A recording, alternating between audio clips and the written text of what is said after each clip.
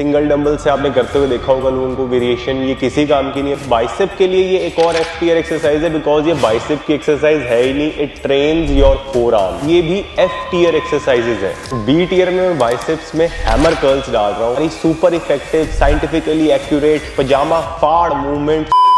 Hey guys, मैं हूं आपका coach Shivam, founder of fitness junction and responsible for 5000 plus transformations. तो आज की चर्चा है सबके चहेते मसल्स आर्म्स के ऊपर। स्टार्ट करेंगे एफ टीयर एक्सरसाइजेस से, यानी वो एक्सरसाइजेस जो आपने वर्कआउट में ऐड नहीं करनी for these muscles. And B A tier को क्रॉस करते हुए हम जाएंगे all the way up to S tier, यानी कि बेस्ट एक्सरसाइजेस जो आपके आर्म्स वर्कआउट में होनी ही चाहिए। तो F tier exercises for biceps, ये वेटर कर्ल सिंगल डंबल आपने करते हुए देखा होगा लोगों को वेरिएशन, ये किसी काम की नहीं है, बिकॉज इसमें प्रोग्रेसिव ओवरलोड करना बहुत मुश्किल है। उसके बाद ये रिवर्स ग्रिप कर्ल्स, बाइसेप के लिए ये एक और एफ टीयर एक्सरसाइज है, बिकॉज ये बाइसेप की एक्सरसाइज है ही नहीं, इट ट्रेन्स योर फोरआर्म्स। उसके बाद किसी भी तरह के ड्रैग कर्ल्स जो है ये एफ टीयर के अंदर ही आएंगे, क्योंकि जब आप ड्रैग कर्ल्स करते हो तो शोल्डर वाली साइड से तो आपका बाइसेप स्ट्रेच होता है, लेकिन एल्बो वाली साइड से कॉन्ट्रैक्ट होता है, एंड उससे बाइसेप की जो ओवरऑल लेंथ है मसल फाइबर की वो सेम ही रहती है। एंड ग्रोथ आपको मिलती है मसल के स्ट्रेच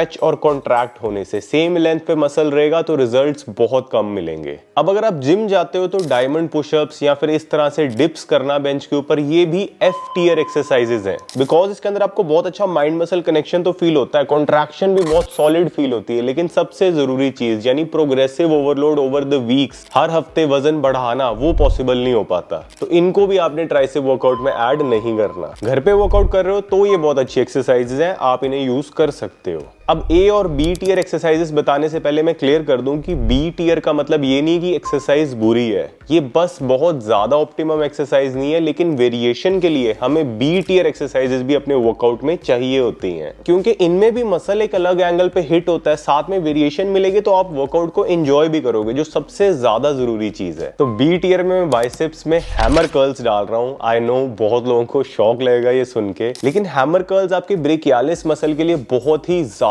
बाइस्ड एक्सरसाइज है। तो इसकी जगह पे मैं ए टीयर के अंदर स्पाइरल रॉड कर्ल्स डालूंगा। ये एक्सरसाइज आपके बाइसेप के लिए भी बहुत अच्छी है एंड ब्रेकियालिस मसल के लिए भी, यानी एक तीर से दो निशाने। इसके अलावा किसी भी तरह के dumbbell curls and barbell curls दोनों ही सुपर्ब ए टीयर एक्सरसाइजेज हैं, क्योंकि इनमें एक प्रॉपर स्ट्रेच भी मिलता है बाइसेप को एंड प्रॉपर कॉन्ट्रैक्शन भी। डंबल्स बारबल से थोड़े से ज्यादा सेफ है, बिकॉज इनमें आपके जॉइंट्स फ्रीली मूव कर पाते हैं। ट्राइसेप्स के लिए close grip bench press and rope push down solid B tier exercises है। क्लोज ग्रिप बेंच प्रेस में बाकी मसल्स की थोड़ी ज्यादा इन्वॉल्वमेंट होती है, एंड रोप पुश डाउन में रोप के कारण जो स्टेबिलिटी का लॉस होता है वो इन दोनों एक्सरसाइजेस को ए टीयर से डिमोट करके बी टीयर में ले आता है। ट्राइसेप रॉड पुश डाउन जब आप इस फॉर्म से करते हो, यानी कि सामने की तरफ अपनी आर्म्स को खोलते हो, तो आपको एक प्रॉपर कॉन्ट्रैक्शन मिलता है, तीनों हेड्स एक्टिवेट होते हैं और ये एक सुपर्ब ए टीयर एक्सरसाइज बन जाती है। इसके अलावा unilateral tricep push downs and dumbbell overhead extensions दोनों ही बहुत जबरदस्त ए टीयर एक्सरसाइजेज हैं। एंड फाइनली वो मूवमेंट जिसका सबको बहुत बेसब्री से इंतजार था, हमारी सुपर इफेक्टिव, साइंटिफिकली एक्यूरेट पजामा फाड़ मूवमेंट्स फॉर म्यूटेंट आर्म्स। तो बाइसेप्स की पहली एस टीयर एक्सरसाइज है इंक्लाइन बेंच कर्ल्स। रीजन बहुत ही सिंपल है, आप ये वीडियो को देखते देखते ही अपनी आर्म को टॉर्सो से पीछे लेके जाओ, मतलब शोल्डर आपका एक्सटेंशन में जा चुका है। इस पॉइंट पे आपको ऑलरेडी बाइसेप पे एक स्ट्रेच फील होगा, और ये एक्स्ट्रा स्ट्रेच ही है जो इस मूवमेंट को सुपीरियर बनाता है as compared to any other variation of dumbbell curls. उसके बाद सेकंड एस टीयर यानी बाइसेप की एब्सोल्यूट बेस्ट एक्सरसाइज है केबल कर्ल्स। इसमें आपने केबल से दूसरी तरफ फेस करना है। शोल्डर आप देखो फिर एक्सटेंशन में जा रहा है, बाइसेप को मैक्सिमम स्ट्रेच तो मिल ही रहा है, साथ में जब आप कर्ल अप कर रहे हो तो आपको एक बहुत ही जबरदस्त कॉन्ट्रैक्शन मिल रही है टॉप पोजीशन पे। इसको थोड़ा साइंटिफिकली समझें तो अगर आप किसी भी तरह के कर्ल्स कर रहे हो, चाहे बारबल है चाहे डंबल है, टॉप पोजीशन पे आके ग्रेविटी नीचे की तरफ एक्ट कर रही है। यहाँ पे लोड आपके शोल्डर पे ज्यादा है, बाइसेप पे नहीं। लेकिन केबल कर्ल्स में क्योंकि वेट हाथ को पीछे की तरफ ही पुश कर रहा है, नीचे की तरफ नहीं, आपके biceps through out the range of motion active रहते हैं।